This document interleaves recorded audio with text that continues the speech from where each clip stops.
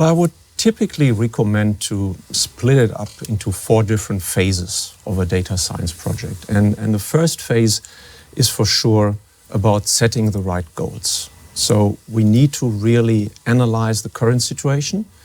We need to understand what we would like to achieve with data science and AI. And we also need to build an interdisciplinary team of different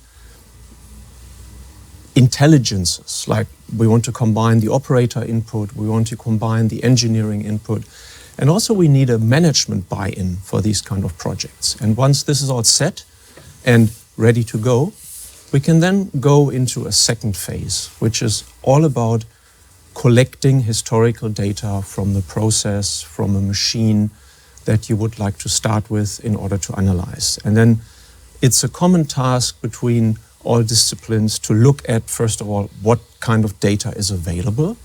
So there might already be a lot of data available, but there might also be some ways of requiring some added information by means of IoT sensors, could be a small PLC that you add to your factory. It could even be that we have a lot of historical data sources already by having a customer database with production data or even a SCADA system which has some historical data. And once we work with the expert, with a process expert, to determine what is the best data set to work with, we can then go into the third step, which is analyzing the data and basically creating a system to create diagnostic rules specifically for the use case that we have selected. And we need to establish a system which is then finally using the data set to create a certain output of that AI.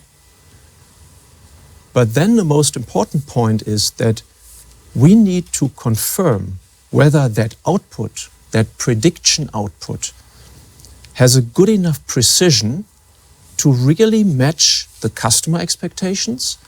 And we need to do that with a lot of test data that we get from, for example, different timestamps, different dates in the process, where we need to confirm the precision of the model.